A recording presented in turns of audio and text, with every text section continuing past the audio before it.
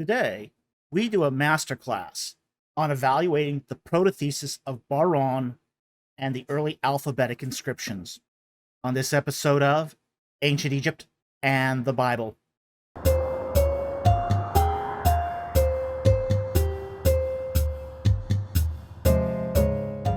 Okay, now what we're going to be doing today is a masterclass. Now, we are not doing a popcorn review of Aren's Proto-Thesis on the early alphabetic inscriptions. We're going to be doing something else instead, which is actually use Aren's Proto-Thesis as a rubric to teach a class on the early alphabetic inscriptions. Now, this is a master class. Now, what we mean by a master class is it's not a graduate level class and it's not an undergraduate level class. It's basically a condensed class to get somebody who's a beginner to a point where they can understand the material and the issues involved. So, being that it's a beginner class, all the prerequisites are waived, and it's only going to give you a high-level understanding of the material. Now, if you want to pursue this in greater depth, you're going to have to go to a university and take a graduate degree program on the subject. But this is just to give you sort of the essentials of how epigraphers think, how they work, and how they would evaluate this. Now, there are going to be points where I will say compare this masterclass to, say, a graduate class that I would teach at a university. Okay? So, with that said, we're going to start getting into this, and we're going to need a few materials. Okay? Now, normally, if I would teach this at a master's degree level, I would assign 6 textbooks. But for this particular one, we're going to just keep this really, really simple. And we're going to restrict our course here to 2 texts, which is the Proto-Thesis of Aren and Benjamin Sass's, up here, Genesis of the Alphabet and its Development in the Second Millennia. And as we get into this, you'll see why we're going to use this text. Okay? So normally when we would teach this, you'd get 6 textbooks, because so much of doing early alphabetic inscriptions is based on comparative epigraphy. And you'll see how that works in a moment. The other thing is that when we talk about prerequisites of this class, we would normally require a student to know Hebrew, advanced Hebrew, not just beginning Hebrew, but advanced Hebrew. Probably have done a course in maybe West Semitic inscriptions, and perhaps Biblical Greek as well, even though that's really not all that mandatory to understanding this material. And really, the reason why we would often assign Biblical Greek as a prerequisite is just so that we know that the student has some underlying understanding of language and how the structure of language works. But we're not going to be getting into sort of the nitty-gritty of language as much as the actual process here of epigraphy. Now, for those of you who don't know, epigraphy is the study of deciphering inscriptions. Okay? That's what it is. Now, we should make a note of the term early alphabetic inscriptions themselves. Okay? They used to be called proto-siniatic inscriptions. They aren't called that anymore today, except in sort of fringe literature. They're today called early alphabetic inscriptions, and the reason why is epigraphers have discovered that these inscriptions are not restricted to the Sinai Peninsula. In fact, the earliest of these inscriptions dates to 2350 BC in the early Bronze Age at the Syrian site of el-Mara. Okay? So this is hundreds of years before they were doing these inscriptions in Sinai. And these inscriptions are not even restricted to the Levant. we find them as far east as Sealand, which is the southern Mesopotamian delta. Okay, so they have a wide range. And we find them from, as I said, southern Mesopotamia, all the way west into Egypt proper, outside of Sinai, like the Wadi el-Hol inscriptions are going to be found in Egypt proper. So they're no longer considered, we no longer talk about them as proto-siniatic. We talk about them as early alphabetic inscriptions instead, just because of their wide distribution of geography and that they even predate, in many cases, some mining operations at Sinai itself. So that covers why we talk about these as early alphabetic inscriptions instead of simply just the proto-Sinaitic stuff. That term is obsolete and out of date, and modern epigraphers don't use that term anymore. So for the rest of the course, we are going to be talking about these as early alphabetic inscriptions. And modern epigraphers have a lot of tools and methods that they use that people don't see any every day, but we're going to get into this. All right. Now, that covers sort of the textbooks that we're going to use and the prerequisites that we would normally cover in a course like this. Now, the first topic of substance we need to talk about is methodology. There is a methodology to epigraphy, and that methodology is really important, because a good methodology leads you to a good result. And this breaks down into roughly 6 steps, okay? The first step is to decide on your inscription and do a literature review on it. So if you were to do a decipherment of an inscription, you would start with your inscription, you would have your images of your inscription, and you do a literature review. That means you go back and you look at what every other epigrapher has said. And that's going to be really important, as we're going to see, because a lot of modern epigraphy, especially when it comes to the early alphabetic inscriptions, boils down to being able to corroborate what you see to avoid the problem of pareidolia. Now, the problem of pareidolia is when you look at an inscription and your mind sort of fills things in, but it's not really there. It's like looking up in the sky, seeing a cloud, and it looks like a puppy. The puppy is not really in the sky. It's just the cloud that your mind sort of fills in the image of a puppy. That's pareidolia. We want to avoid pareidolia when we do these inscriptions, when we do these decipherments of these various inscriptions. Okay? So, literature review is step 1. Step 2 is doing a damage assessment. That damage assessment is really important, because you don't want to read an inscription or have a high confidence in an inscription where the text is damaged. And a lot of these texts have been vandalized, or they've fallen off the face of the rock and hit the ground and they're messed up, or they were shattered and reconstructed. So a damage assessment is really important. Now, what makes a damage assessment possible is that in some cases, these inscriptions were covered over with red ochre, which is actually a huge boon, because in some cases, you could actually use electronic tools to determine which part of the inscription is damaged or not. So you always want to start with your literature review, then your damage assessment. Okay?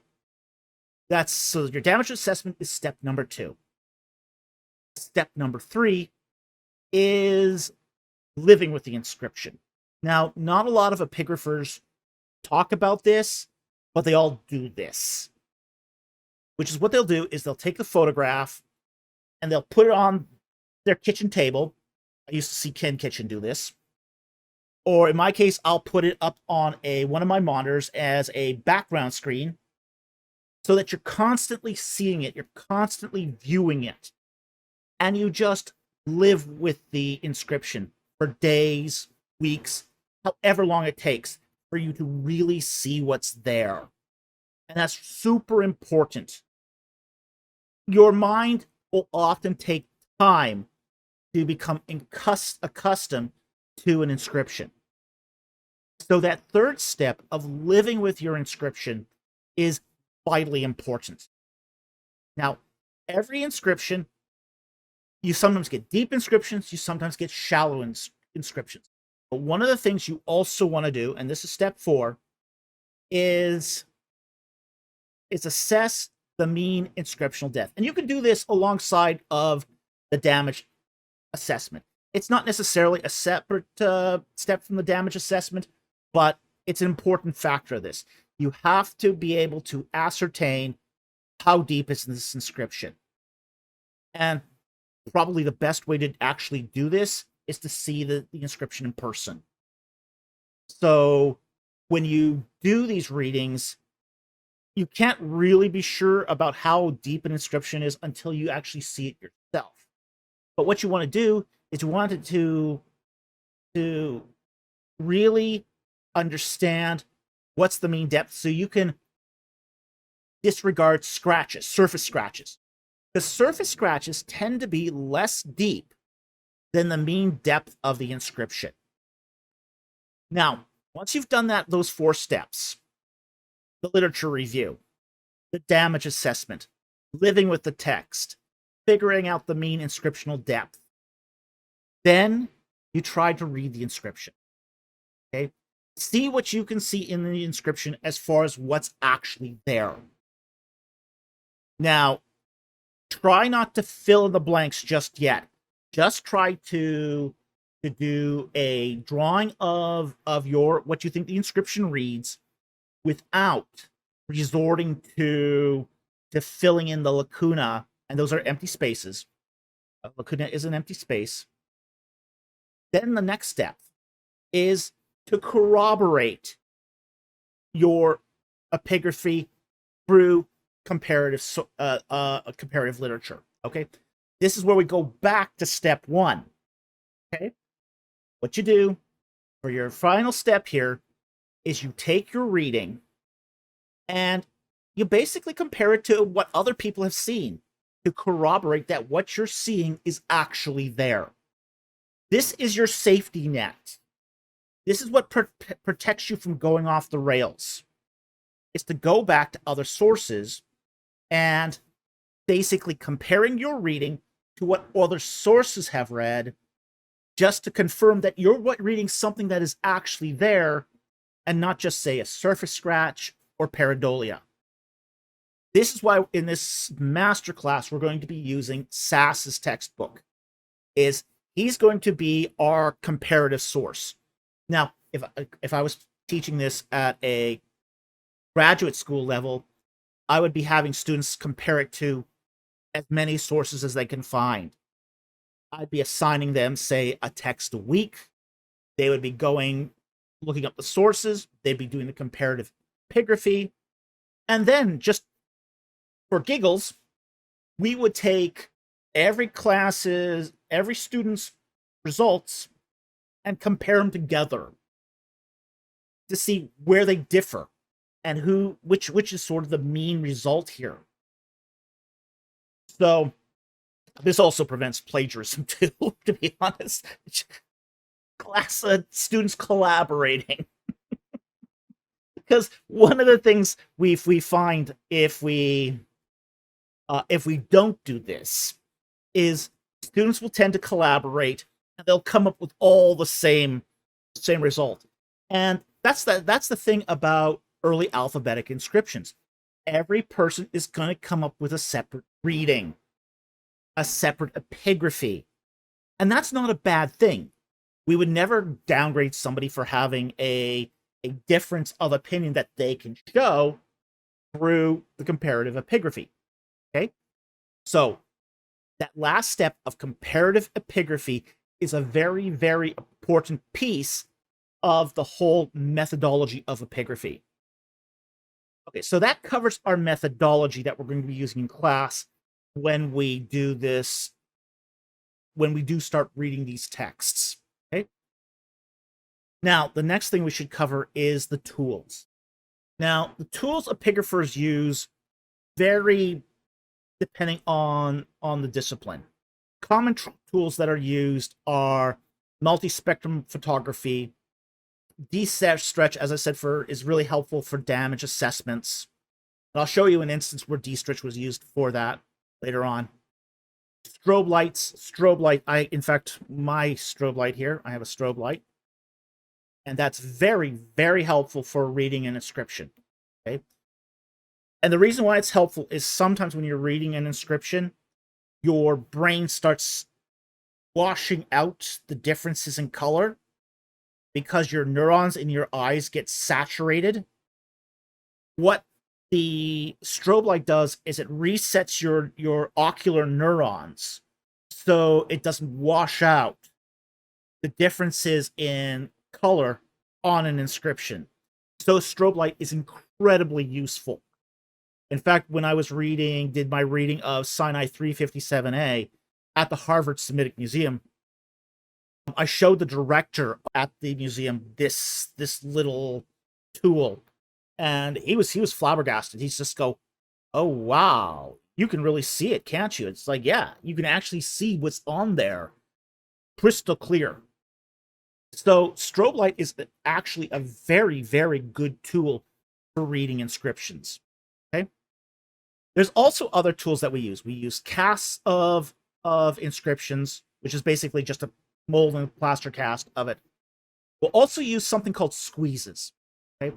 Now, what squeezes are is when you take linen, you dip it in plaster, and you press it against the wall, and you tuck it into all the nooks and crannies, and you make sure all the air bubbles are out.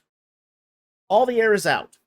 And what this does is preserves the texture and the sort of little nooks, crannies, scratches, all of that stuff. Squeezes are one of the best tools we have, and it still dates, this technology, of course, dates to the 19th century, but almost all the inscriptions we use today in, say, the West are copies of inscriptions that are still being held in the basement of the Cairo Museum. Okay? So for many epigraphers, this is the sources of many of our readings are these squeezes. Of course, we do have high-resolution photography, but perhaps the most important tool we use is reflectance transformation imaging, or RTI imaging for short. And we're going to use a lot of RTI imaging in this masterclass. So we're not going to demonstrate it right now, but you'll get to see this, and you'll see why it's such a powerful tool. Okay? But this is one of the best tools we have. Now, it doesn't always show you what's there, okay?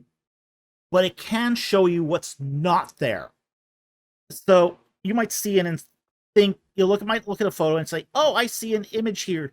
You go to the RTI image as corroborating evidence, and you see, does the RTI image back up my claim that there's an inscription here? And oftentimes the answer is no. So RTI imaging is a really, really helpful tool. It's also can be used as it creates a texture map. And the way these images are done is you have a stationary camera right above the image, right above the object. And then you have lights placed at dozens and dozens and dozens of angles all the way around the image. And then what you can do is you can virtually, after the image is composited, take a virtual light and view the image from every angle. And you'll see exactly why this is such a valuable tool as we get into the masterclass. Okay? So the RTI imaging is probably the most important tool that early alphabetic inscription epigraphers use today. Now, there are other 3D tools such as photogrammetry, which is a 3D scanning technology, also handheld laser scanners. Those are those are technologies that some fields of epigraphy use, but we don't find this used much in early alphabetic inscriptions. In fact, I've never seen this used in early alphabetic inscriptions. Now, if you want to know more about those 3D technologies, I recommend a book by Soriano, which is called Epigraphy in the Digital Age, and it was published in 2021. So Soriano will go into all these various different technologies that are now used in modern epigraphy, but are not necessarily used in the epigraphy of the early alphabetic inscription. Okay? So that covers the tools. Now, let's talk a little bit about the cite. Most of what Baron is going to be talking about here are inscriptions found at Serebet el-Khadim. Now, two of them are going to be in the Wadi al-Hol. Well, most of it is going to come out of Serebet el-Khadim. Now, Serebet el-Khadim begins in Dynasty 12 with the reign of Amenemhat I. Okay, and the last inscriptions we find at Serebet el-Khadim date to Dynasty 20, roughly the reign of Ramses IV. Serebet el-Khadim is in many ways a misunderstood site. It's a mining site. It's a mining site. It's a seasonally operated site. When we say it's a seasonal site, it operated during winter. But here's the kind of the not so fun part of being a miner at Serebet el-Khadim is it was winter according to the Egyptian calendar. Winter according to the Egyptian calendar rotated through the calendar year because the Egyptian calendar didn't have intercalation. We have one inscription of a Egyptian administrator that had been sent to Serebet el-Khadim, and he complained that he was sent there during the heat of winter. So even though it was intended to be a winter endeavor, during the cool of winter, just the rotation of the calendar caused that to be actually in the physical summer, in the seasonal summer, instead of, say, winter. This mining operation only was operational about 4 months of the year, essentially. So it's a seasonal operation. It operated about 4 months a year, and then everyone went home. Okay. So an important detail about this is that the people who worked there were not slaves. They were contractors. One of the things we find, for example, at the tombs of Beni Hassan of the nomarch Khnum-Hotep II is we do see Asiatic Semitics. Now, this is the famous portrait of the Asiatic Semites coming into Egypt wearing the varicolored tunics. And they present a document to the vizier. That document has writing that is readable. And it talks about these Asiatic Semites coming to Egypt to mine minerals. So we know that the Asiatic Semites that worked at these mining operations weren't slaves. And they weren't prisoners. They were contractors. They went there, they mined minerals, they got a piece of the cut, and then went home. Or they came back to Egypt if they lived closer by. So what we know about the workers at Serebet el-Khadim is they're not part of, say, the people that were enslaved at Avaris. This is different. This is something where they voluntarily came as experts. They were skilled workers. Came to Egypt to mine minerals, gemstones particularly, and then they went home after their season was over. Now, this is not like, say, prisons. Okay. Now, we also know that there are certain quarries where prisoners were kept as well. These tend to be more crude rock, quarries like granite quarries or limestone quarries, where they're remote, the conditions are bad, they're nasty, the value of the stones is pretty low. There's no chance of somebody running off and stealing a bunch of stones. So it's a different situation at Serebit el-Khadim than it is, say, for example, it would have been at the quarry where Joseph had been made a prisoner. Different situation, different circumstances, and different outcomes. For example, a quarry that operated also as a prison would have been in operation 365 days a year because it was holding prisoners. And you didn't care for prisoners if the sun beat down on them or not. It didn't affect them one bit. Whereas the intent, at least, of Serebit el-Khadim was to operate only in the winter so that, you didn't subject your skilled workers to undue distress, even though that's what actually happened because of the shift of the calendar, because of the lack of intercalation. Okay. Now, the one other thing we have to understand about Serebit el-Khadim too is not everybody there was a miner. You did have Egyptian administrators. The other thing too is the number one product to come out of Serebit el-Khadim was not turquoise. Turquoise is the most celebrated item to come out of Serebit el-Khadim, but it is not the most important item. Most of the copper minerals that were produced from Serebit el-Khadim were not gem grade, just like any gem mine. Okay? You mine for any gemstone, most of the gems that you find are not high grade. Most of them are going to be medium to low grade that are not appropriate for jewelry. So in the case of those copper minerals, what they did at Serebit el-Khadim was smelt them.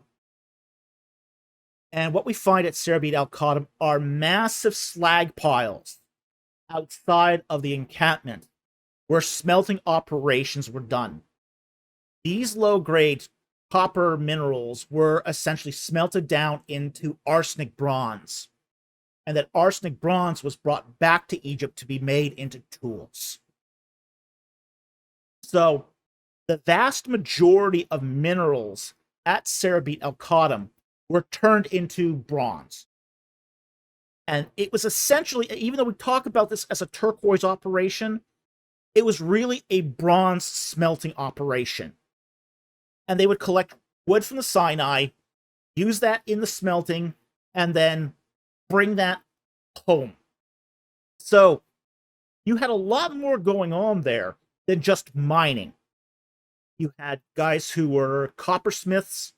You had guys who fetched stuff like water, because water had to be brought in. You had guys who cut down trees to bring in for the smelting operation. So there was a lot of people involved in this, more than just the miners. So I think that's a fundamental misunderstanding about the Serebit el-Khadim site, that it's just about turquoise. It's not. The economics of Serebit el-Khadim was much, much greater than that. In fact, one of the things we find is that during the late 18th dynasty, operations at Serebit el-Khadim sort of dip as Egypt establishes trade relations with Punt. Because one of the things Punt provides is malachite, very high-grade malachite that is brought back to Egypt, smelted for using much less wood. And because that copper ore is so high grade, the copper ore at Serebit el-Khadim becomes less desirable. And you start seeing the operation of the mining community there sort of scale down during the reign of Hatshepsut and into the later 18th dynasty as that trade cycle continues. And it generally sort of starts picking up again in the 19th dynasty as trade relations with Punt become more sketchy.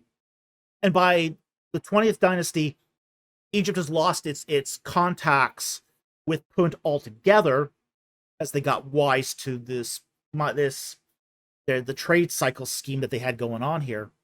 And at that point, the trade operation, serekh el-Khadim, becomes really, really important again for supplying Egypt with bronze. Okay? So that gives you sort of an overview of the mining operation at serekh el-Khadim. It starts in the 12th dynasty during the reign of Amenemhat I. It ends mid-dynasty 20 as they lose control of the Sinai. And it's more than just turquoise. It's bronze too. Bronze is actually more important to this mining operation than the turquoise. Yeah, the turquoise is nice. It's a luxury item. But bronze was a necessity. You needed bronze for tools. You needed bronze for weapons. You needed bronze for razors and fishing hooks and just the necessities of life. So that sort of points out the serekh el-Khadim situation. Now, we're going to get into here, and what we're going to do next in this class is we're going to go through Bahrain's document here. And so that sort of covers the overview of early alphabetic inscriptions and the context of serekh el-Khadim. Now we're going to talk about, say, the Bahrain hypothesis itself.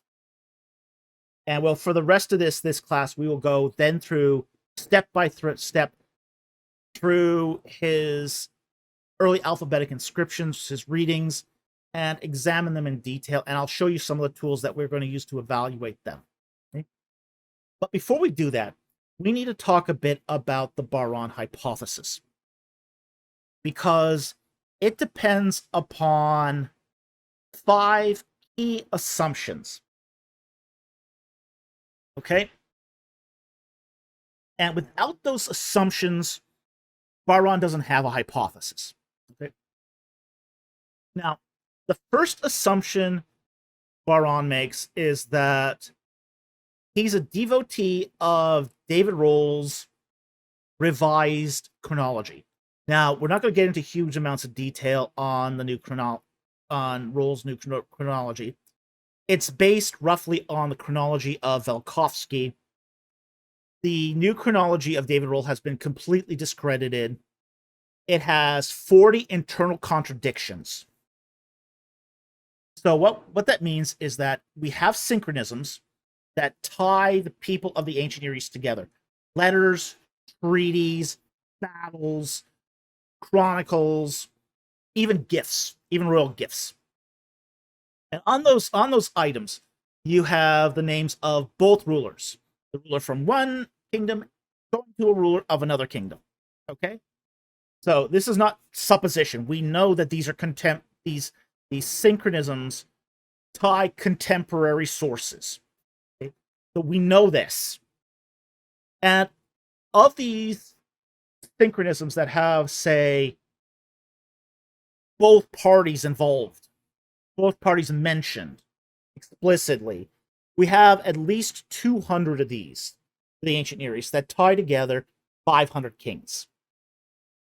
So then, when you try to reconstruct a chronology of the ancient Near East, all of those synchronisms have to be put into, you have to account for them. If you don't account for them, you end up with broken chronologies. And David Rohl has not done that. He doesn't account for those synchronisms. So he has 40 of those synchronisms break his chronology. So there are 40 outright contradictions where the kings don't match and don't align in a over 2-year period. So that when we talk about over 2-year period, what we mean here is that there's a more than a 2-year difference in the contradiction. So when you got a more than 2-year difference in contradiction here, plus or minus 2 years, that is, it means that any inconsistency in dating systems, in calendar systems, is eliminated by this. So what we're doing by the plus or minus 2-year over plus or minus 2-year threshold is we're just saying, okay, these are contradictions that cannot be resolved just by, say, minor differences in the calendar system. This is a problem that's fundamental to the chronology itself. And David Rohl's chronology contradicts itself in 40 different places. So, now, with that said, Bahrain holds to that chronology.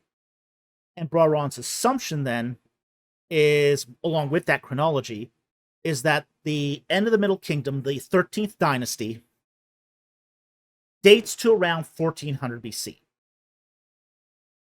The 13th dynasty is also the Middle Bronze Age.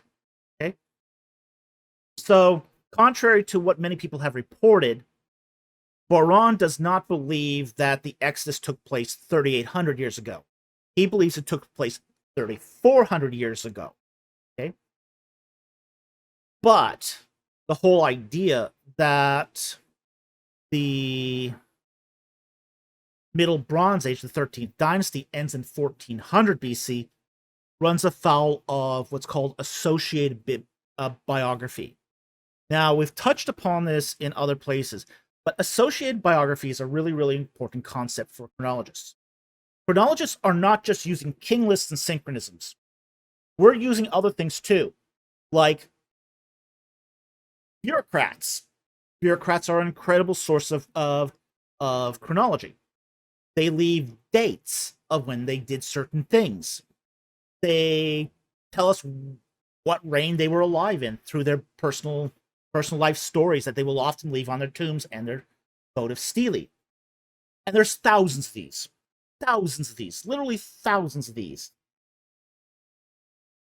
So this lends to a problem where you get, for example, in Rohl's chronology, where he will have, say, place Shoshank I at the same time and period as either Ramses II or Ramses III, depending on his particular, what side of the bed he gets out of.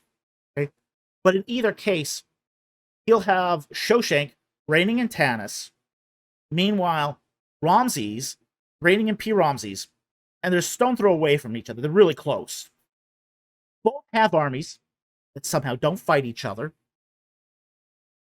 They have different capital cities, but they share an administrative capital at Memphis. That's where the administrators go to run Egypt. And somehow they're also time-sharing monuments. For example, Karnak. Ramses III builds a temple there. Ramses II builds a hypostyle hall. And Shoshank is building his Bubastite portal on the outside of that. They're all time-sharing these same monuments. At the same time, they're not fighting. They're sharing administrative apparatuses.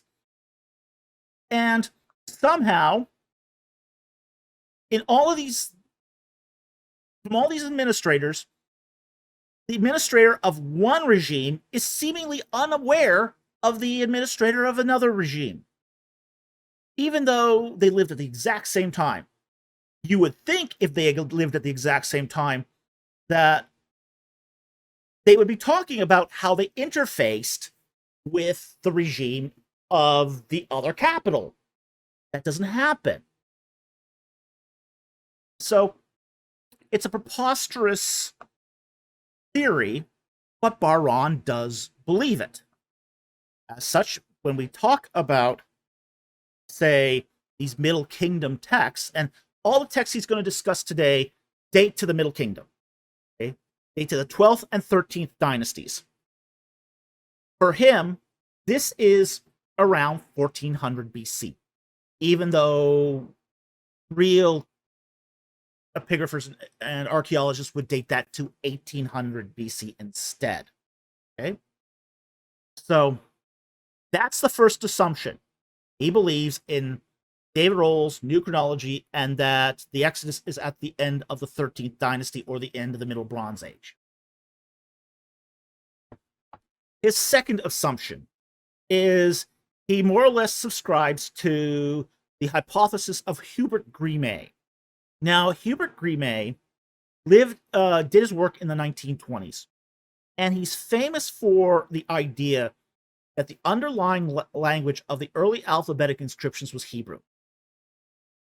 Now, this was rapidly, within his own lifetime, refuted.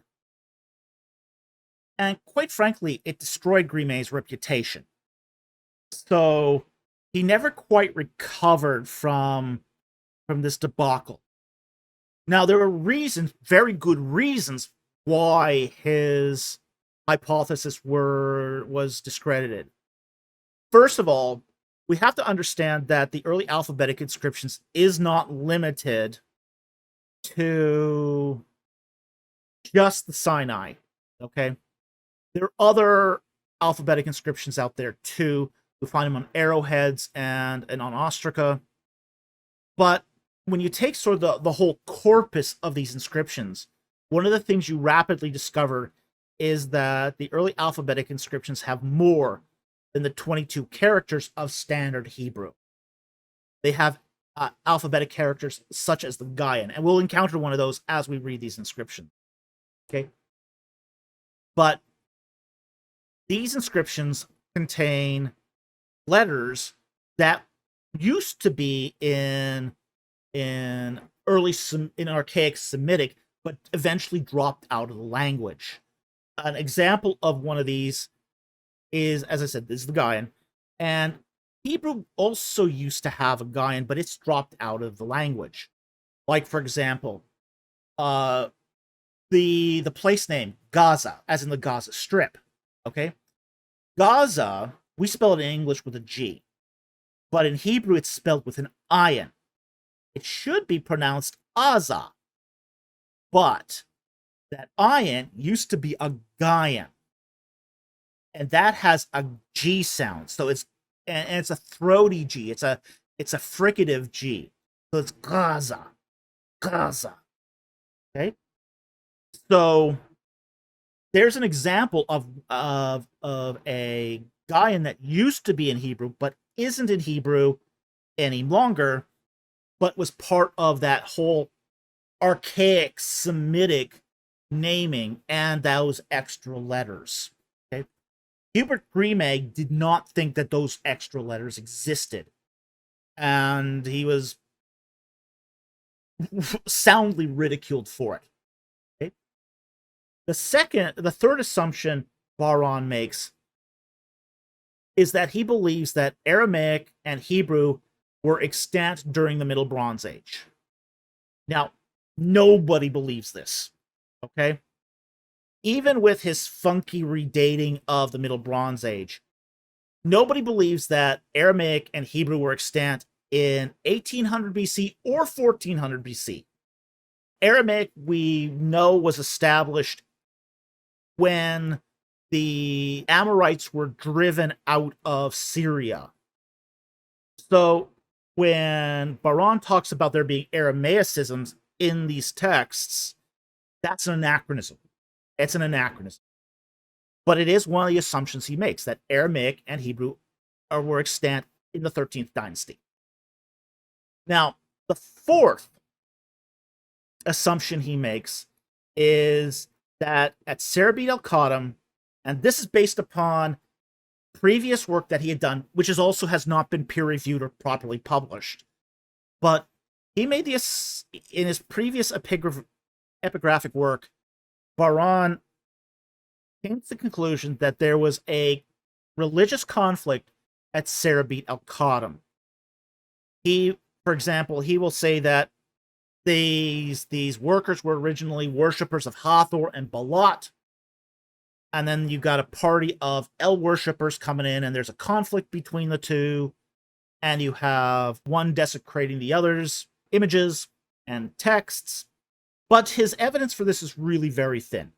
Okay?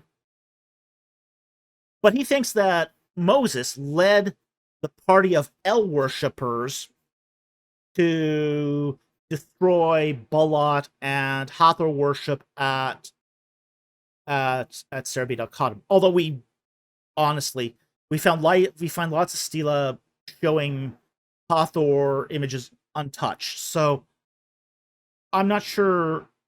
I don't think his assumption here, his pet theory, holds a lot of water. Okay. The other thing is a lot of his readings to sort of get these inscriptions, you're going to see is very tenuous at best. Okay. And then finally, his fifth assumption going into this is that Yahweh, he doesn't have a what's sometimes scholars, the two major views of where did Yahweh come from are the northern and the southern hypothesis. The northern hypothesis, the Ball cycle hypothesis, basically says that Yahweh was El in Canaanite, northern Canaanite literature, and just was renamed. Now, there's very little evidence for that, but it is a major view. The other major view of the origins of Yahweh is what's called the Midianite hypothesis, or southern hypothesis, where the idea that Yahweh had been worshipped as a god in Midian and was brought back from Midian by Moses to the Israelites living in Egypt. Okay? And that's sort of the more conservative biblical view on this. Now, Baran takes neither of those hypotheses. He has his own hypothesis. He thinks that Yahweh is a renaming of the Egyptian god Ptah. Now, he's going to cherry pick his way to get there. And there are similarities between Yahweh and Ptah, but there's also a lot of differences. And this is one of the problems with parallelomania, is if you just look at the similarities and not the differences, you can come up with all sorts of crazy false ontologies. And that's what we're looking at here, is a set of cosmetic similarities that lead to false ontologies. So, but that's his fifth assumption, that Yahweh comes from the Egyptian god Ptah. Okay, so that covers the assumptions of Baran's hypothesis. Let's finally get into the inscriptions and his document. So I'm going to pull up his document here. So what we got here is the first page of Michael Baran's. He's titled it Presenting Critical Readings of 22 Complex PS, that's Proto-Siniatic, that's his abbreviation for this. Proto-Siniatic inscriptions across 5 proposed clades, the seal of Renes-Suned, the seal of an Asiatic high official, and their implications for early biblical traditions. A proto-thesis summarizing 8 years of critical proto-Sinaitic research. All right. Now, we are not going to get into a lot of this stuff because it's not really relevant to his early alphabetic inscriptions, except maybe to show how truly atrocious a reader the guy is. Like, he goes a lot into this document on David Roll's theories about the 12 tombs at Avaris being the 12 brothers of Joseph, which is completely unfounded. He also tries to claim the statue that was found there of a Semite prince was Joseph, again, another unfounded assumption. So we won't be going too much into that because we have covered that in other places. But let's start with the idea of this proto-thesis. The fact is there's no such thing as a proto-thesis. A thesis is a document where you release your research to the general public. Okay? That's what a thesis is. And it's done for a degree. A proto-thesis is a made-up word. It's a made-up word. There's no academic standing of this. This is just to give his online document here some credibility. This has never gone through peer review. This has never been evaluated for academic credit. So this was not done for coursework. He says his academic supervisor here is Peter Gert van der Veen. That's a name that should ring a bell. Okay. Van der Veen was the guy that was on the translation committee of the Mount Ebal curse amulet. Now, there were 3 people on that committee: Scott Stripling, Van der Veen, and Gershon Galil. Now, Gershon Galil had this elaborate, crazy reading, and Galil has been cut from the team. He's been cut from the team of the Mount Ebal curse amulet. However, I have also seen Van der Veen's reading. It's not much less crazy. It's got less letters than Galil's, but the reading that Van der Veen proposes is just as much pareidolia as Galil's is. There's nothing on that curse amulet. And Van der Veen is claiming to read Yahweh and Arar cursed on the Mount Ebal curse amulet. But none of that is actually there in the text. So, even though Van der Veen is often portrayed as the reasonable one on the Mount Ebal curse amulet committee, it's like he's the most reasonable one in the insane asylum. He's still a patient. We're just talking now about degrees of pareidolia, not so much whether or not there is pareidolia. And Van der Veen this is not the first time he's done something that's fringe like this too. The other example of another fringe thing that Van der Veen has done was the Berlin pedestal, where he claims to have found the term Israel on a column base that dates the 18th dynasty. Now, he dates that using epigraphy. The problem is with that particular inscription, it's what we call deep relief. It goes into the column 4 inches. Okay, it's really deep relief. The problem is you don't get that in the 18th dynasty. You get that in the 19th dynasty. So he has badly misdated it. Not only that, his reading of that inscription is just crazy. It's wacko. But I've also covered that in other texts. But then again, this is the pedigree from which Bar-Ron is coming from. Guys like David Rohl and Peter Gert van der Veen. So the apple doesn't fall far from the academic tree. Okay, so we get his copyright notice here, where he says that this document is registered with the U.S. Copyright Office, which is super strange. You would never see this on an academic thesis document because they're supposed to be public documents. They're supposed to be stored and retrieved and transmitted and shared and examined and the tires kicked on it.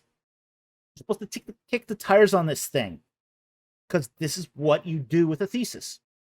Now, proto-thesis, who knows? Proto-thesis isn't a real thing. But this whole document was uploaded to academia.edu. And again, no peer review, no publication, no academic oversight, just sort of thrown out into the wild. It's a crazy fringe academic theory.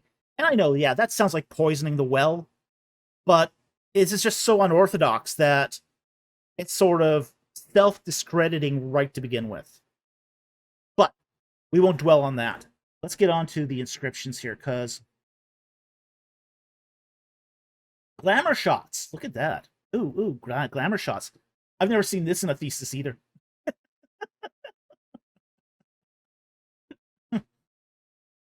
I have never ever seen glamour shots in a thesis in my life. I mean, okay, yeah, that has an inscription on it. You can see an inscription there. You would normally just cut out the face here, but the guy, I mean, the selfie with him and the curator of the Harvard Museum. It's like, really?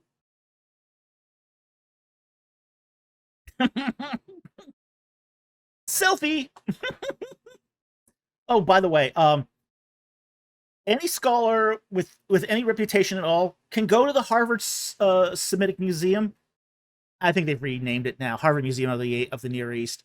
But you can go there. Anyone, you can call up, email the director, okay, the curator, and you can say you want to come and see a certain item. And you meet him in the lobby, you go downstairs into the archive, and you are allowed to examine these items as long as you don't do anything destructive to them. Okay?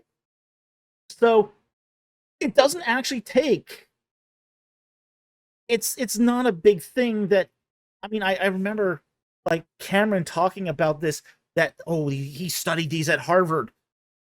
Well, yeah, I studied these at Harvard too. I'm not matriculated at Harvard, but the whole idea that you need to be you're someone special by being able to study these is kind of a little laughable. But then again, so is a selfie. Okay, he does mention on his page 6 here about his chronological preferences, basically how he agrees with David Roll here. And then we're going to get to the actual ones. Well, let's talk about his letters here. His idea of the letters. Okay, now some of these are going to be uncontroversial. Some of these are going to be very controversial. The Aleph here, his Aleph, not controversial. His Beit, not controversial.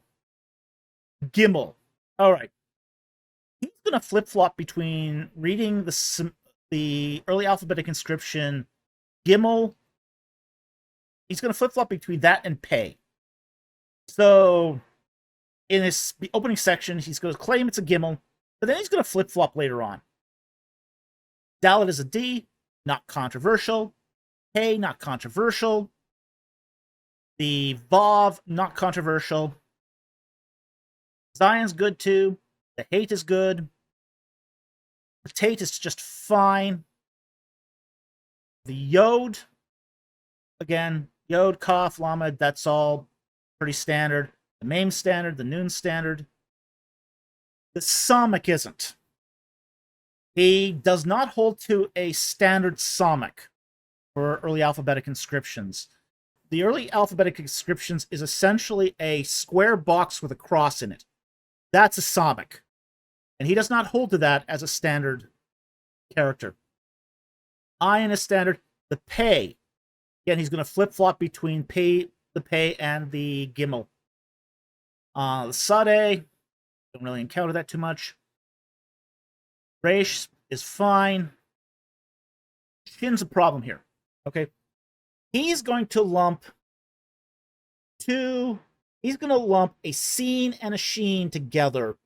Now, we know from these ancient inscriptions that there wasn't a difference between the Sin and the Shin in early archaic Semitic languages.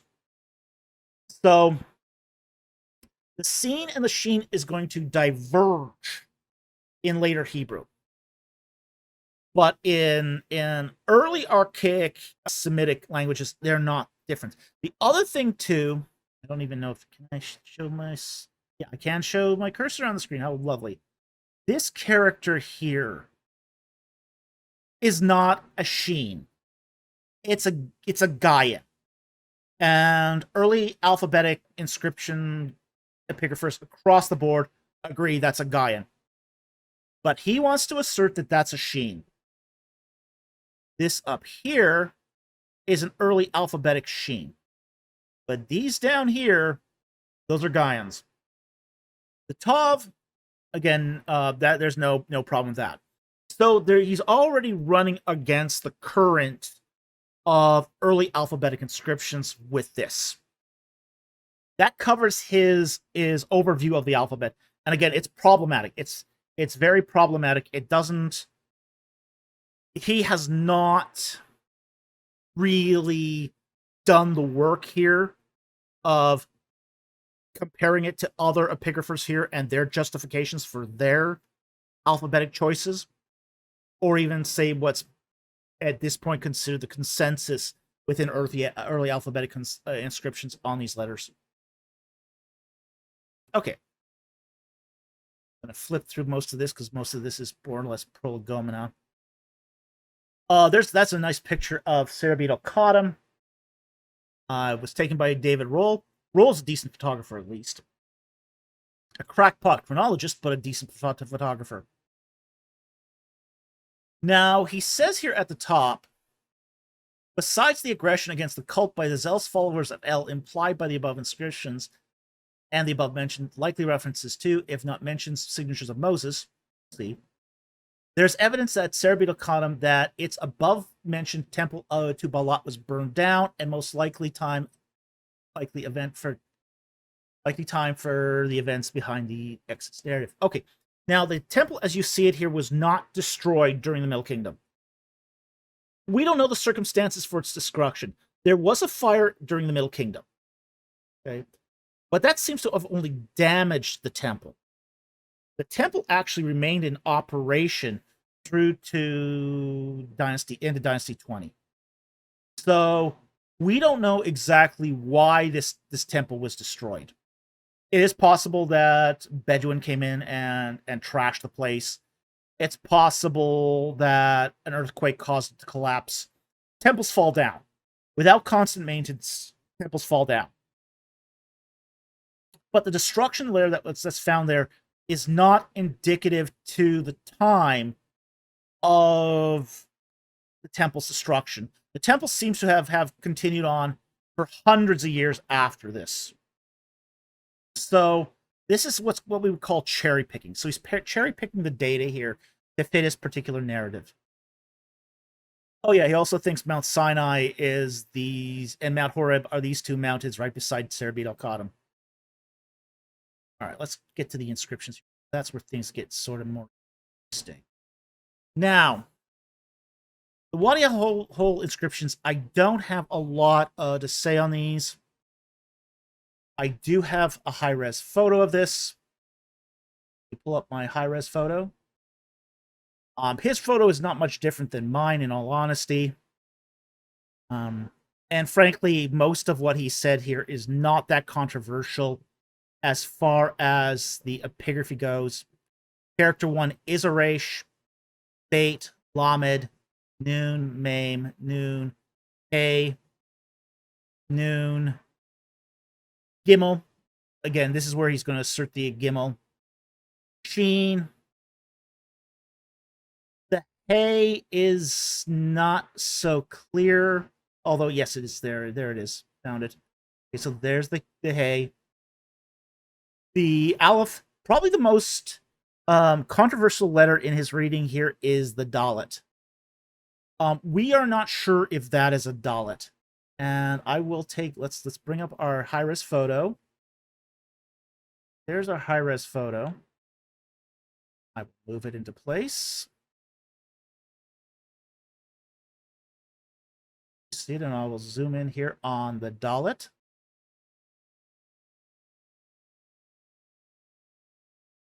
All right, that sort of pear-shaped thing there is supposed to be a fish. I don't see that as a fish. Okay. There's some other things that could be. That is not necessarily a fish. But what Baron is going to try to argue here is that's a fish. All right, and if you look down, if we look at this, at his documentation there, he's going to put some fins on it and some extra lines to make it more fishy. Those lines are not in the text. Okay? Those lines are not there. The eye's not there. The fins aren't there. Okay? So already on the very first reading here, we got something very, very fishy. It's something fishy, but not in a letter D kind of way. Now, he's going to offer two different readings here. Reading option 1. It is too much for us. The taskmaster assigned the freemen. And he's going to offer a second reading. It is too much for us. From the taskmaster, the enraged man. Neither of these are really standard readings. He does have to add some stuff here to make it work. I don't think it really makes a lot of sense either way, but he's going to try to make the narrative here that these are enslaved people. Maybe they are, maybe they aren't. Let's go to the next one here. All right. I also have a high res for this one too. All right, so there we go. That's the high res image. Off for a moment here. And he is going to claim that this reads, and he's going to read kind of against the face. He's going to read in retrograde order. Here's one of the things about the early alphabetic inscriptions that we're still not really sure about, is what order even to read these letters. He's generally going to opt for retrograde order, which is reading against the face. Now, most of these early languages you read into the face. So, but he's going to read in this sort of retrograde order, and that's fine. That's if it works, it works. But he hasn't really given us a justification as to why he's reading this in retrograde order. But he's going to start here with a meme and a cough. No problem with either of those. Tov and a resh. Again, no problem. Hey, ayin. And then he's going to go with a yod and a tate. Are those there? Maybe. Let me just check. Yes, they're there. The vav, the tov, the yod, all that's there. Now, here's where things get weird. He calls this a pay. And this is where he does his first switch. And I don't think he's given enough justification. He's basically said it's the angle of that elbow figure, that glyph 9 that determines whether it's a pay or a gimel. I don't think that's a very good justification. He would have to prove that. Kaf, Almad, and Lamed are maybe. Yeah, maybe. But the reading here too, his translation's kind of odd. Crowned is the corrupted one, beautiful like a god. This is a weird translation. And it sort of shows that he's trying to force the Hebrew into this. Where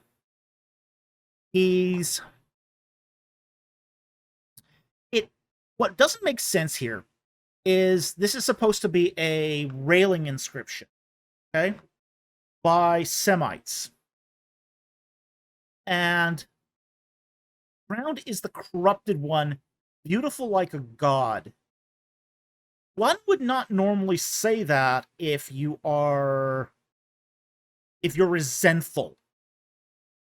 So I don't think this translation makes sense. And what Fairman used to say was if a translation doesn't make sense, then it's nonsense. The other thing is we got a great big ankh right here. The Egyptian symbol of life. Right beside this.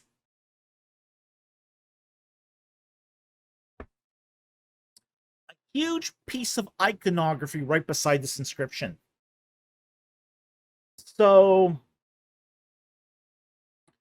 this would seem to suggest that these people were more Egyptian leaning than, say, under the thumb, as it were. But who knows? Who knows? But again, the reading of the Wadi al inscriptions is controversial. There's many readings of it. This is not one of the better ones I've seen. Darnell from Harvard, he has his own reading of this. He's the one that discovered these inscriptions. And there's a lot that's gone into doing these inscriptions here. Do notice he's using Petrovich's epigraphy here, so okay, let's go on to the next one here. This next one's where things start getting interesting. All right, Sinai 350. Okay, and he says that this is an el-Khadim inscription, likely by the hand of an elite Semitic official. And these are casts. We find these as casts and they're part of the Harvard collection. Harvard made a lot of casts of these. They've got a few of the originals, but most of what they have at the Harvard collection is casts. And you've got two pictures here. One from Morenz at the left, and then one from Butin. He has some of the comparative epigraphy there, but this is where we're going to start bringing in SAS, because SAS is also a source here that I think is important to where we're going to look at his epigraphy here. Now, that is Sinai 350. Okay, so we see there's SAS' rendering right there in 33. So now what we're going to do is we're going to look at his description here. And we compare it. We compare it to the available sources. Now, SAS is going to agree there is warrant for that first letter A, that Aleph, and there is some inscription on the Lamed. Okay. SAS doesn't read the Hey and the Mem, but he reads the Sheen. And he reads he reads something down there, but SAS is not committed as to what that is. On the bottom stone, he reads the Beit and the Tav. Sheen, there's some warrant for the Sheen and the Noon and the Dalet, although that is not necessarily a Dalet. That could be an Ayin. And there's the Beit. Okay. On the next register, there appears to be an Aleph, and there does appear to be a Hey, and there does appear to be a Beit. Okay. So this is most of this, with the exception in the first register of the Hey and the Mem and the Kaf, doesn't seem most of this inscription seems to have some warrant to it. Okay. Now, this is where we start bringing up other tools too. So Sinai 350. And I don't have a RTI inscription of this, so we have to move on. Okay, but his reading of this. Now, notice how fragmentary this is. Notice how fragmentary this is. Most of this is missing. That huge chunk right there is missing. This is missing. This area right here is very badly scratched. If I look at, say, the high-res photo I have of it,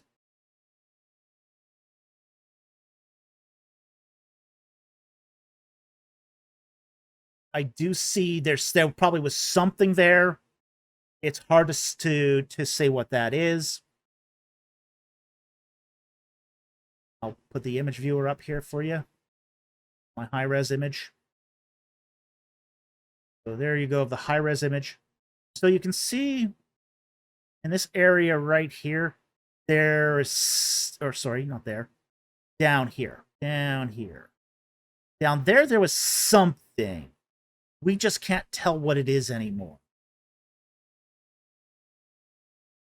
And the rest of this, as you can see, it's just very fragment. This whole piece is missing. And there looks to be part of a serekh right there. That looks like a serekh. That doesn't look like a cartouche.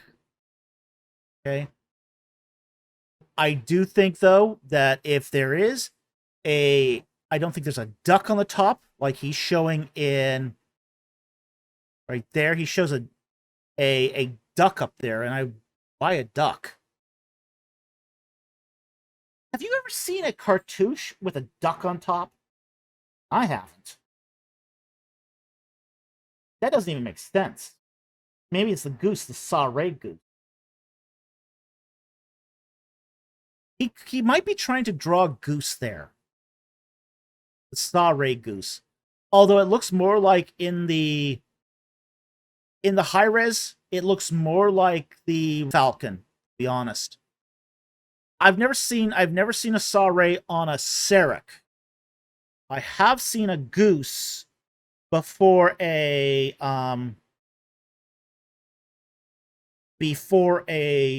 cartouche. Now, if this was a cartouche, you would then see the ray disc above the goose.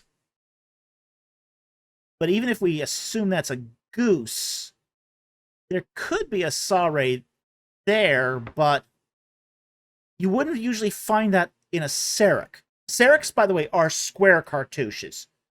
Cartouches are round. So basically, both a serekh and a cartouche are naming vessels. Serekhs are square. They're rectangular. And this is clearly rectangular. So you don't typically find the Ray name, the son of Ray name, on a serekh. But you will find the Golden Horus on a serekh. So that looks to me a lot more, just given the outline of the epigraphy here. If you look at this, follow my arrow here. There we go. All right. For my hand here, if you watch this, if you follow the back ledge of this, it looks like a Horus, and there's the feet of the Horus bird. So this looks like a Golden Horus name. And given the fragmentary nature of this, it might be difficult to look up, but knowing it's a Golden Horus name instead of a serekh, son of Ray name, might make that easier to look up. So I think it's much more likely that this is a serekh, a Golden Horus name, not a son of Ray name. Okay, so see what he says for a translation, and we'll move on here.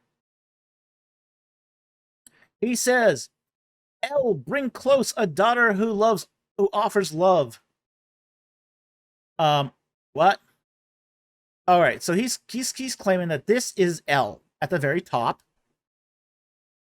I've got an issue with that. In that this is a cutoff inscription. We don't know what's above that. Trying to maintain that that's the start of an inscription, of a sentence, is a dubious proposition. It's incredibly dubious. And then to claim that there's nothing between that lamed and a hey, when clearly it's part of a damaged inscription at that point, would then make the rest of this very strange. The other thing that's kind of strange about this too is he fronts the subject of the inscription before the verb. And that's really odd. It's really odd that that in early Semitic that you would have that order of sentence where it's subject, verb, object instead of verb, subject, object. Now, this could make sense if this was actually not Hebrew, but Amorite. Because Amoritic sometimes puts the subject before the verb. In which case, we're dealing with a whole different lexicography and vocabulary. If this is Amorite, then this whole inscription, this whole translation is bumpkus. But we don't know enough about Amoritic yet to apply this to the early alphabetic inscriptions. At least no one's done the work to do that yet. But it'd be interesting if someone did try to see if Amoritic is a better fit here than Hebrew. But this whole idea that you have the one inscription going down and then flipping over to the other side, and then going down here for what's clearly a broken text, it's dodgy. This is very dodgy.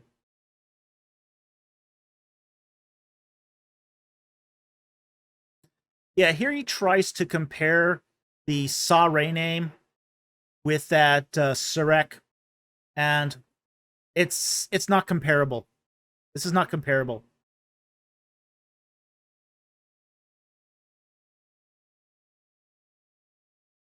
Let me just do just a quick check here for Golden Horus names. Let me see if there is a quick match. Books.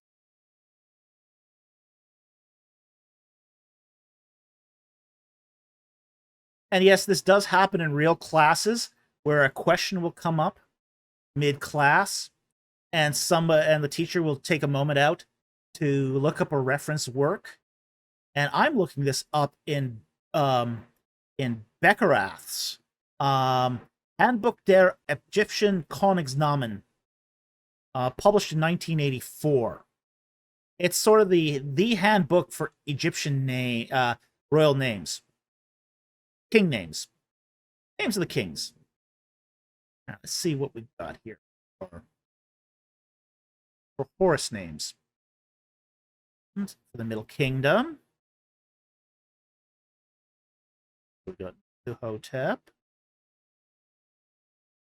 Horus name there. Horus. Not Amenemhat is first. Mosret. And we do have a match. Amenemhat is the second. It is a Golden Horus name, and I am going to throw this up, and that is not a ray down there.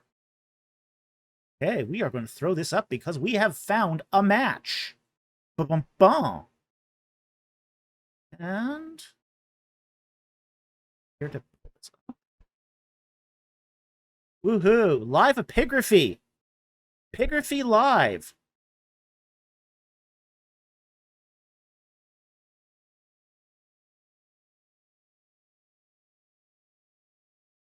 All right. And I am just going to I'm just going to give you this is page 198 of Beckerath.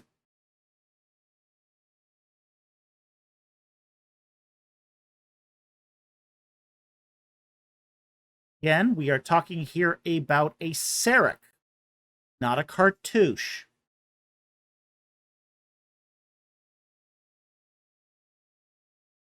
Stop it. There we go. Okay, so we got here. This is the Golden Horus name. Oops. See my window. So we're talking this thing right here. You've got the Golden Horus there. You've got that scythe character. And then you've got the Ma'aharu. So it is Golden Horus, true of voice. And we look at, say, our image viewer again. And We don't see what that second character is. We don't see a gold a solar disk there. So Amenemhat is also known here as Amenemhat. This is Amenemhat II. So, and this is his, as I said, his golden throne name. There's Golden Horus name. So we have got a very strong candidate here for that particular reading in that particular place. Gosh, I love it when we can show a good inscription. Nice. Sweet. Sweet. All right. We can now move on here to the next inscription. I'm not going to go into Sinai 345 to any great degree here. This inscription has been done to death. Everyone does this inscription, and most of the readings are pretty consistent across the board. And his reading is actually not that inconsistent here either. This is everyone recognizes that Sinai 345 is a 345 is a votive inscription to Balat. Balat, by the way, is the female counterpart of Baal. So, like the Levantine god Baal, his female counterpart is Balat, essentially the feminine form of Baal. And everyone here agrees that this is a dedicative sphinx to Balat. So that's not controversial at all. His reading here is not controversial at all. Sinai 376, we're actually probably going to give a pass on because I'm not able to obtain good materials for this. There are some photographs here. Some of his readings are a bit dodgy, but really without having the photographs in hand, it's very difficult to contest these one way or the other. I think his epigraphy for the most part is iffy, but it's not horrid either. His translation is up for debate. So we'll move on to the next one here. Okay, Sinai 363. Now, this is the 6th of his 22 inscriptions, and I do have a lot of good materials on this. So we are going to be discussing this in somewhat detail. But Baron here offers some of the other readings for it. He offers Albright's reading for it. He offers Butin's reading for it. And this is his reading of it.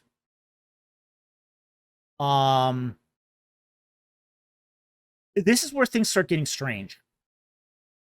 Now he goes from you'll notice that he's got 5 registers here that he talks about here. He has a register 1 that goes down this side here, where he starts with a lamed, an aleph, and an el, another lamed.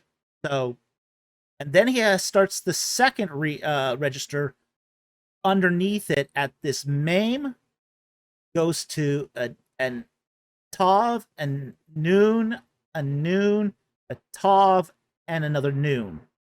Okay. Then he's got a third register here that goes from aleph to hey to tav to another aleph. And then this is where things get weird. He proposes here a oostrophodon, basically a wiggly kind of text. So it flips up to the 4th register with a kaf, a noon, a zion, an aleph, and then what he does is this. He reads the 5th register across. So he does an acrostic oostrophodon. Aleph, a tate, a noon, and that back to that lamed. So he's going down here, up down here, back up there, swing around, up there, and across. It's really strange. This is really, really strange. Now, that's his epigraphy here. But what we get to do is I actually have a RTI image of this. Okay? So we're going to pull up the RTI viewer. Woohoo! And now we're going to show you the power of RTI. I love this. This is cool tech. Okay? So, pull up the RTI viewer. Pull this across. We're going to go full screen here. Yes. Pull down here. Because we're going to show you how RTI imaging works. Okay. This is an RTI image of Sinai 363. Okay. Now, it doesn't look like much here. But what you can do is define the rendering mode. Now, most often, you've got a bunch of options in the pull down, but the one that epigraphers tend to use most is the specular enhancement. And now you can see how this image suddenly comes alive. Okay? And what we can do here in this green globe here is change the direction of the light. So you can see this from various light angles. You can also zoom way in. So you can see it go from being very hard to read to the image just popping out. So then, let's look at Baron's epigraphy here. See how does it compare to the RTI image. Baron back here. Okay. So, he claims that there is a lamed there. Right? Round. Here.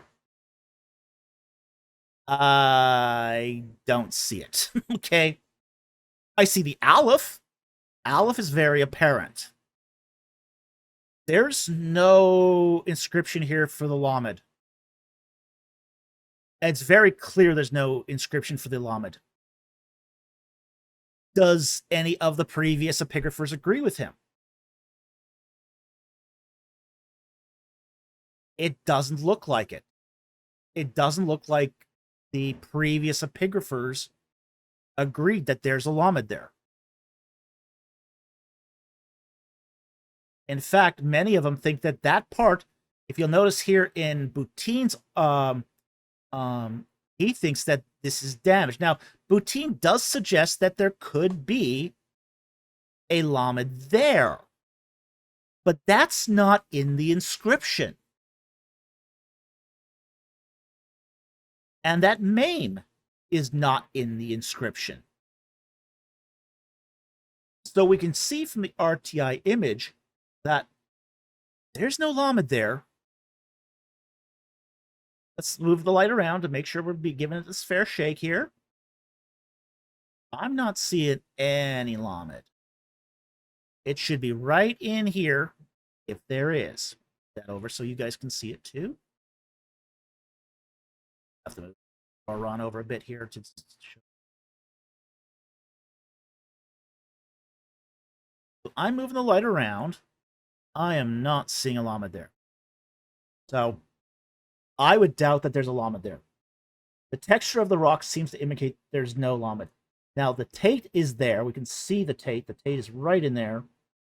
Aleph is right in there. But this section here is badly destroyed.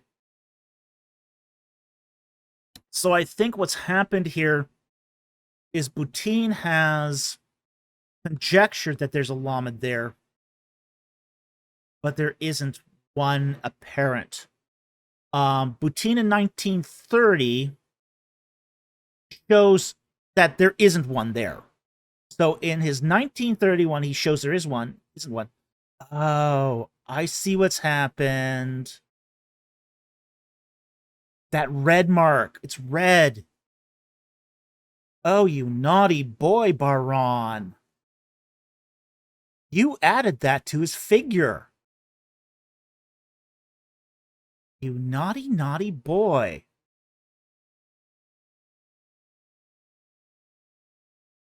Yeah, he's altered Butin's image. It has to be. Because the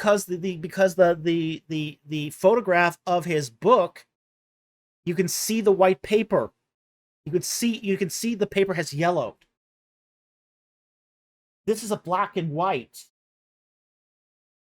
This is a black and white image because of the date it was published in 1930.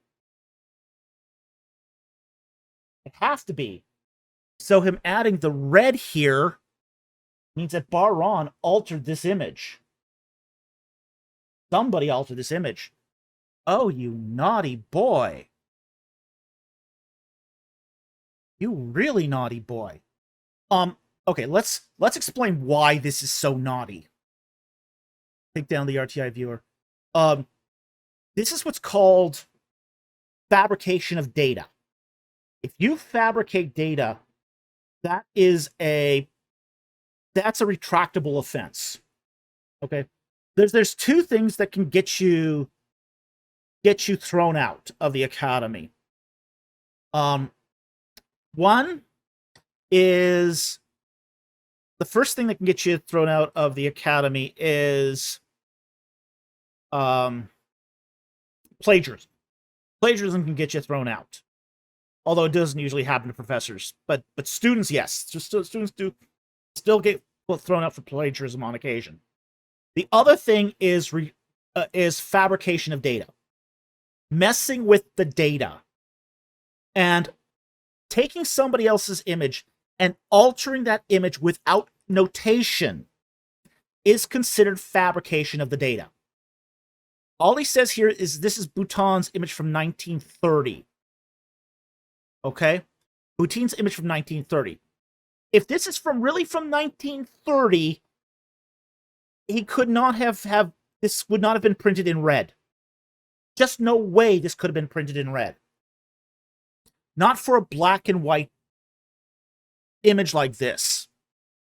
And we do know that these books were published generally in black and white. And it's clear from the image that this is not a color image. Because back then it required a special printing process that wasn't readily available to academic presses. Today, doing this in color is no big deal. But back in 1930, it was a huge deal. It was super expensive, and most academics didn't pay for it. You naughty boy. You naughty, naughty boy. Yeah, so none of the previous epigraphers look like they saw this. Albright didn't see this. Butin didn't see this. And this part of this picture has been modified. Somebody, most likely Baron, has modified this to provide evidence of corroborating epigraphy. So that's not good. That's bad. That's really bad. Okay, so let's pull up our RTI viewer again. Yeah, that Lamed, not seen by the previous epigraphers. And not even Butin saw this. Okay. The rest of Register 1 is okay. Register 2. Yes, we do see that Tate in Register, Tav in Register 2. We see that Noon in Register 2. Second Noon in Register 2 is fine. There's also warrant for the Tav and the other Noon in Register 2. So Register 2 is fine. Register 3. There is warrant for that Aleph in Register 3. Warrant for that Hate in Register 3. That Tav is okay, and that final Aleph in Register 3 is also okay. The Kaf in Register 4 is okay. The Noon is okay. The Zion is okay. This glyph here is going to be iffy. Now, he's going to claim that this is a palimpsest, where one character is written over another.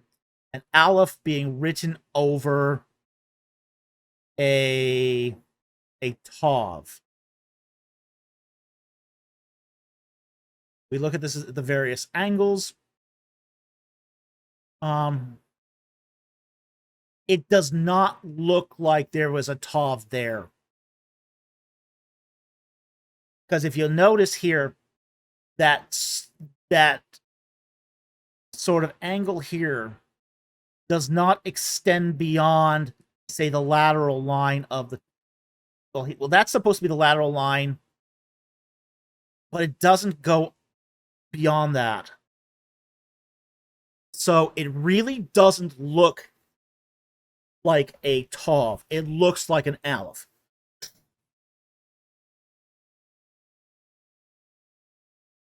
So, in the RTI imaging, it does not look like a tav at all.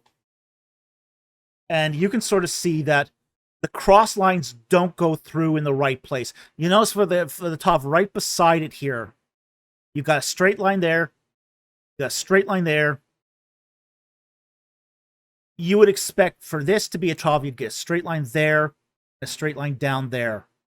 That's not what's happening here.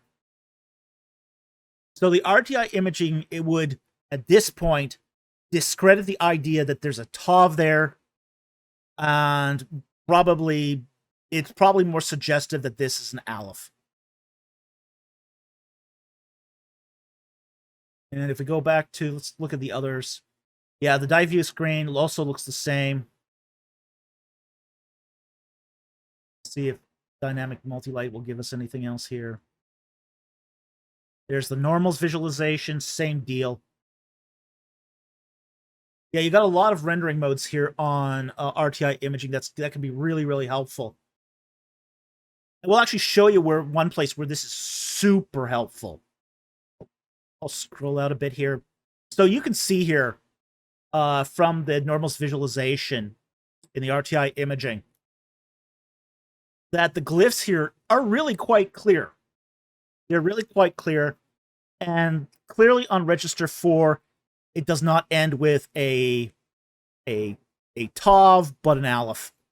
And I think the aleph is probably the better reading here. Okay. And again, if we go back here to the other readings, okay, again, the comparative readings, comparative epigraphy. You always got to go back to the comparative reading, the comparative epigraphy. Butin here is claiming that's an aleph. Albright is claiming that character is an aleph. So you've got two epigraphers that agree that this is an aleph.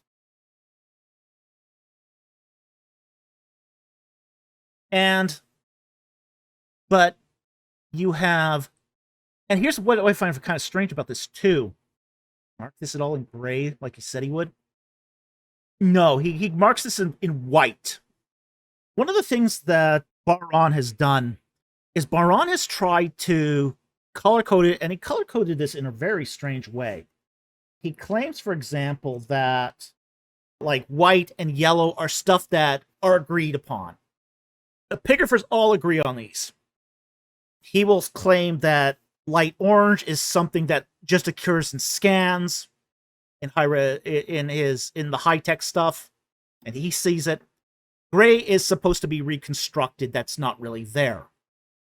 You'll notice here that in his view, he only counts half that name as being something that is reconstructed. When clearly the Lamet's reconstructed and that entire main reconstructed, half that aleph is reconstructed, and that tav over that palimpsest tav, the epigraphers don't seem to be agreeing on this. The corroborating epigraphers don't seem to be agreeing on that. But he marks it in white, like everyone just agrees with it. So I think that's problematic too. Not to mention his problematic reading of going across this way. Okay, so his translation is, to El, one gift is given. I prepare this, I give to El. Yeah, that reading is so dubious, it's not even funny. His idea that there's a Bustophedon there is just, I think that's laughably comical. Yeah, I don't see the necessity for a Bustophedon there.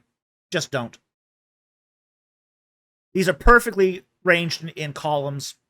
There's no need for that reading across there. Okay, so what we're going to do is we are going to cut it off right here. When we recorded this, it ended up being 6 hours long. So what we're going to do is divide this up.